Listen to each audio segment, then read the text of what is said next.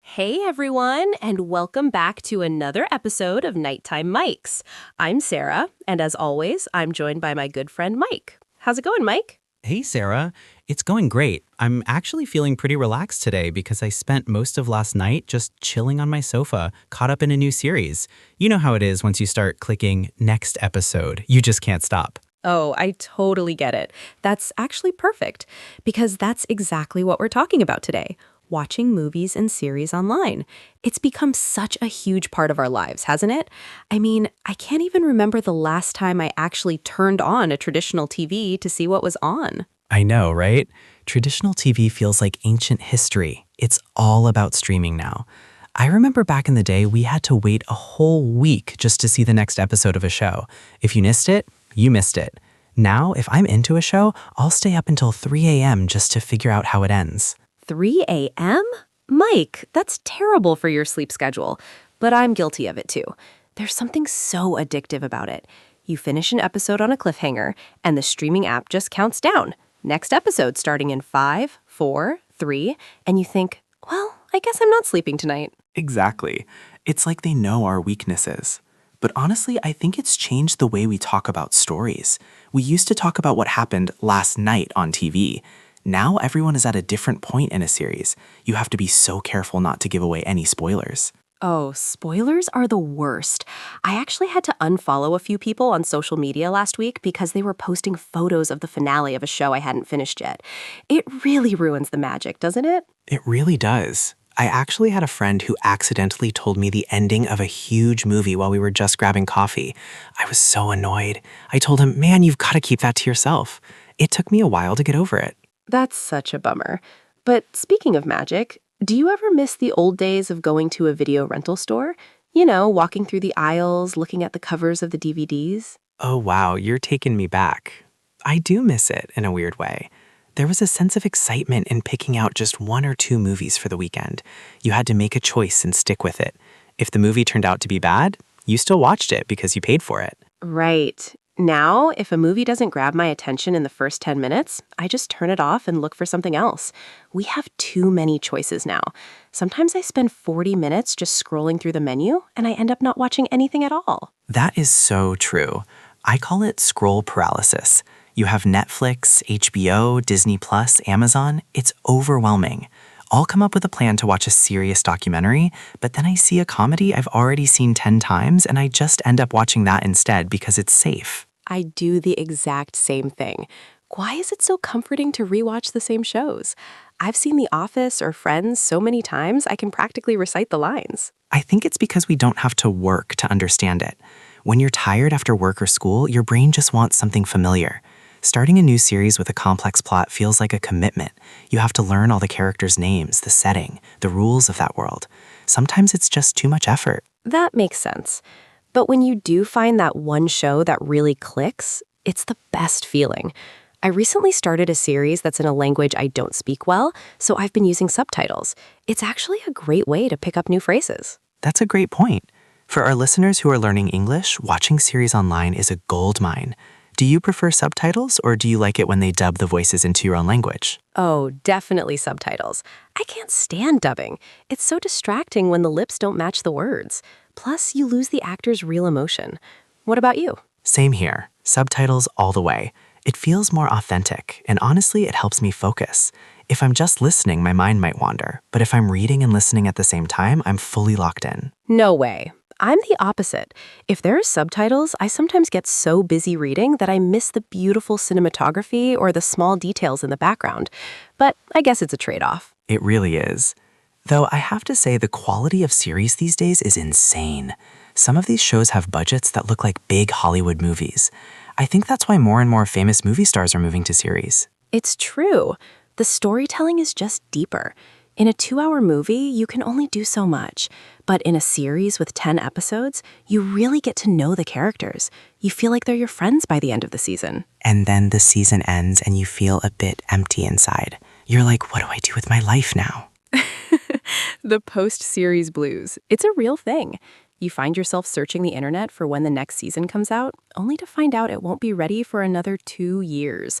That's the downside of these high-budget shows. They take forever to make. Tell me about it.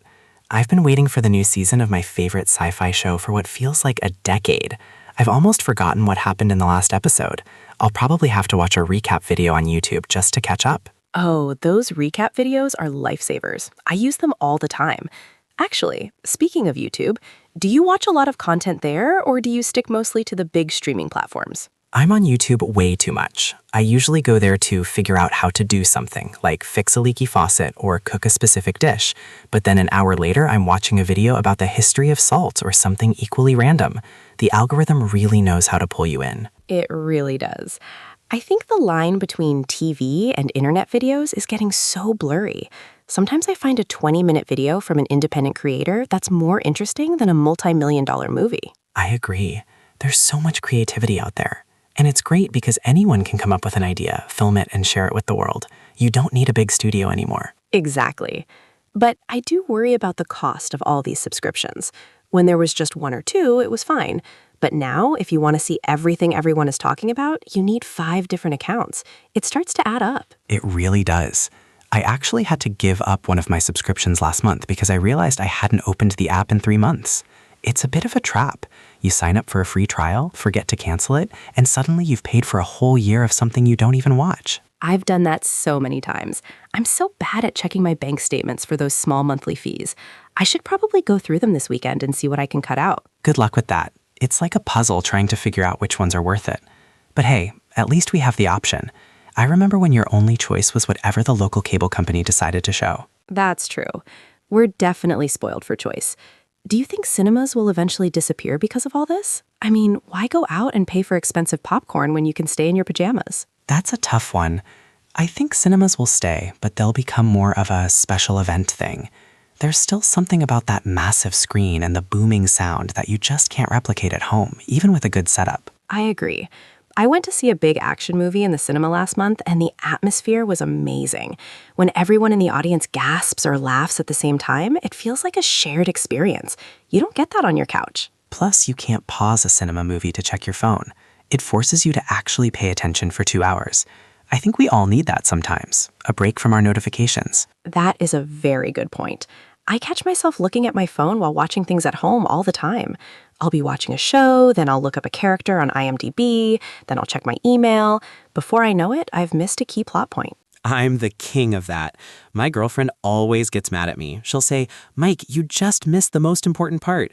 And I have to ask her to rewind it. My brother is the same. He'll ask, "Wait, who is that guy?" And I'm like, "He's been in the show since the beginning. Put your phone away." It's a bad habit we've all developed. But I think it's also because the way we consume media is more casual now.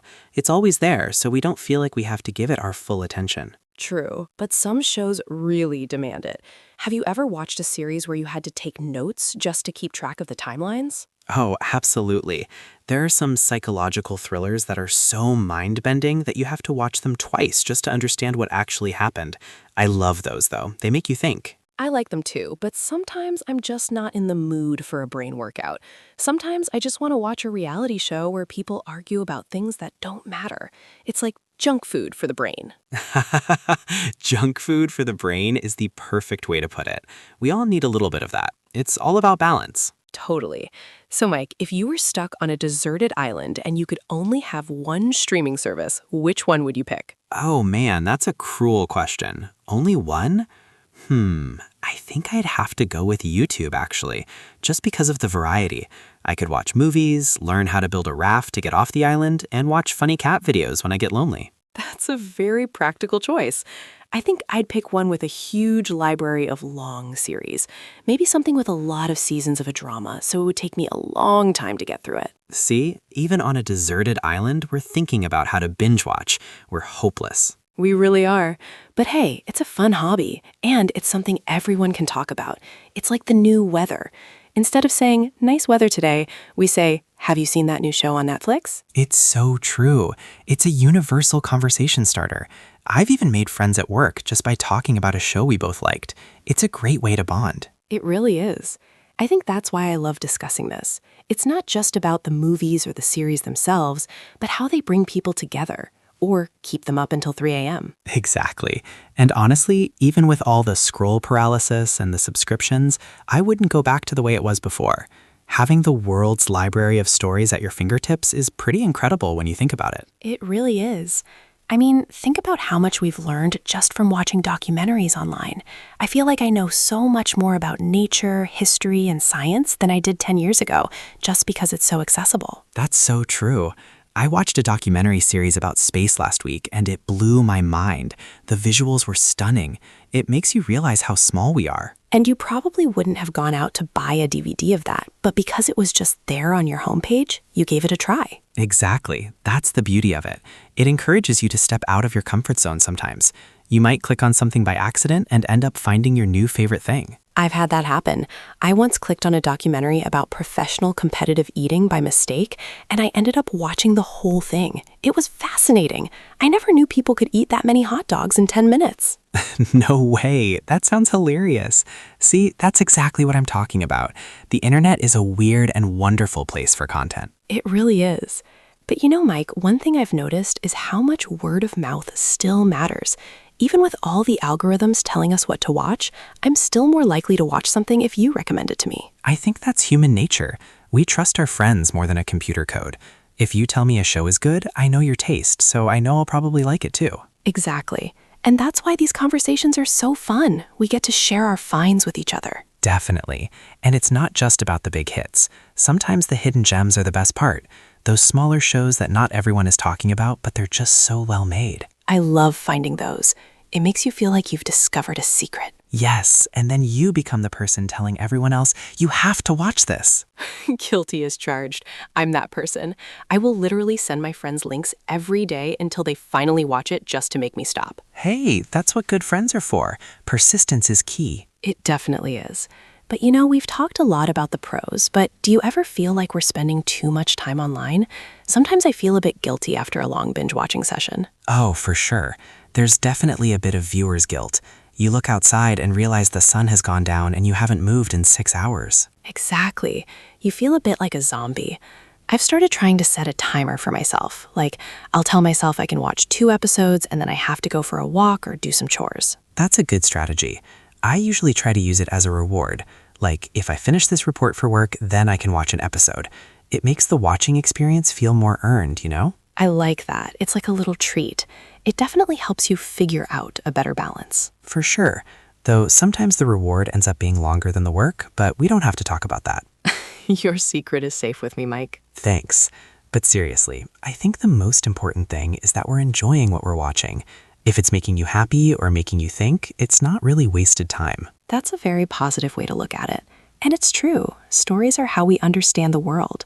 Whether they're on a big cinema screen or a tiny phone screen, they still have that power. Perfectly said.